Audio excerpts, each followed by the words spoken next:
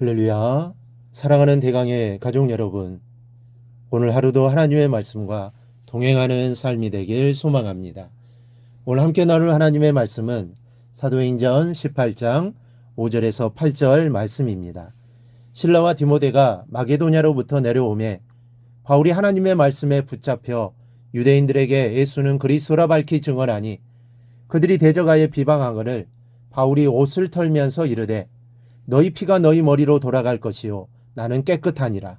이후에는 이방인에게로 가리라 하고 거기서 옮겨 하나님을 경외하는 디도 유스도라 하는 사람이 집에 들어가니 그 집은 회당 옆이라. 또 회당장 그리스보가 온 지방과 더불어 주를 믿으며 수많은 고린도 사람도 듣고 믿어 세례를 받더라. 아멘. 전도를 많이 하신 분들의 이야기를 들어보면 전도할 때는 항상 긴장되고 흥분된다고 합니다.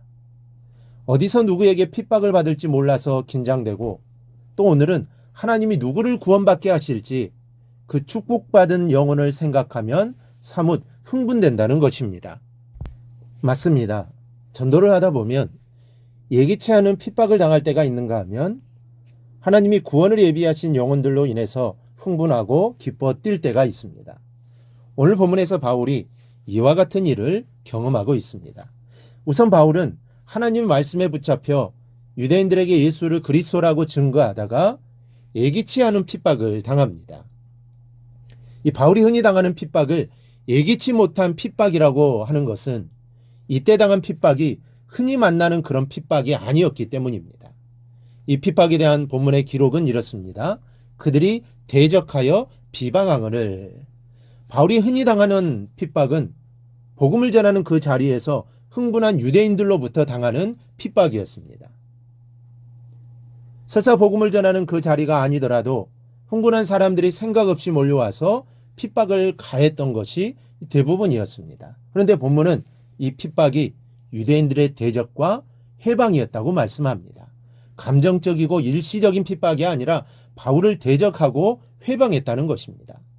바울이 증거하는 내용들에 대해서 나름대로 분석하고 반론을 준비한 다음 계획을 세우고 또 바울로 하여금 복음을 전하지 못하도록 조직적으로 해방을 놓았다는 말씀입니다. 이런 조직적인 핍박에 대해서 한 개인이 맞서는 것은 한계가 있습니다. 아무리 바울이라고 할지라도 한계를 느끼지 않을 수 없는 상황입니다. 그러나 바울은 그렇다고 자신의 사명을 포기하지 않았습니다.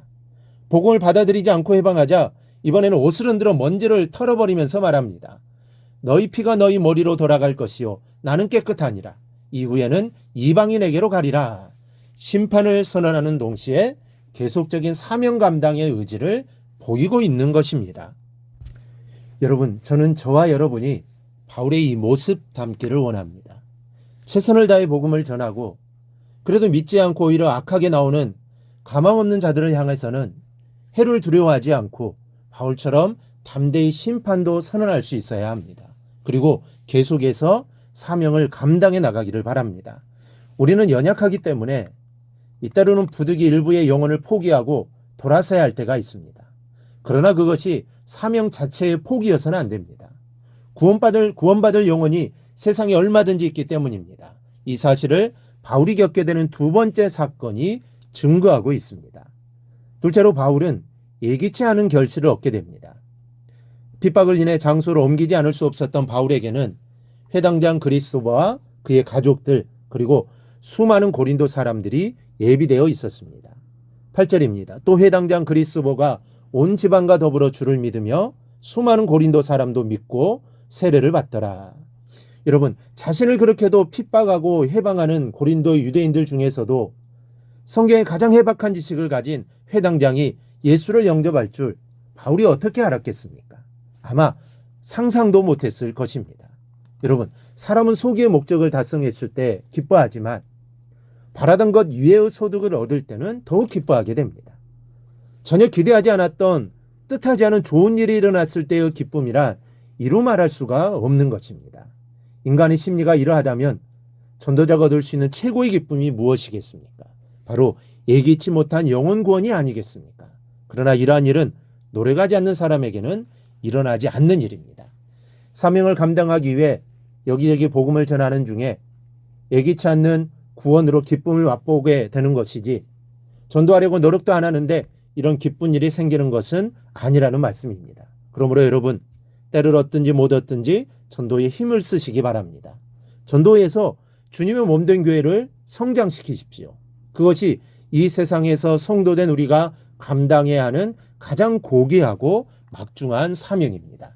이 시간 조용히 눈을 감고 기도하며 생각해 보십시다.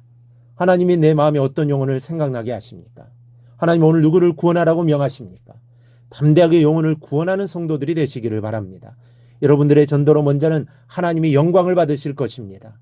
죽어가는 생명을 구원하는 것을 하나님이 가장 기뻐하시기 때문입니다. 그 기뻐하는 일을 하니 당연히 하나님께서 기뻐하시고 영광을 받으십니다. 그리고 이 전도로 교회가 성장합니다. 세상 사람들은 전도를 미련한 것이라고 생각합니다. 과학이 발달한 이 시대에 어울리지 않는 것이라고 합니다. 그런데 하나님은 그 전도로 교회를 성장시키십니다. 그러니 우리는 부지런히 전도해야 합니다. 그리고 이 전도는 하나님이 기뻐하시고 교회를 성장시키지만 이를 통해 하나님은 우리에게 상급을 내려주십니다. 한 영혼을 주께로 돌아오게 하는 자는 천국에서 해같이 빛날 거라고 했습니다. 우리가 이러한 상급을 바라는 것은 아니지만 우리가 주님의 일을 열심히 하면 하나님은 반드시 갚아주실 것입니다. 우리가 이 사실을 기억하고 어떠한 상황 속에서도 늘 전도하며 살아가는 우리 성도들이 되기를 주님의 이름으로 축원합니다. 오늘 묵상한 말씀을 굳게 잡고 삶으로 실천하며 살아내는 대강의 모든 성도들이 되기를 축복합니다.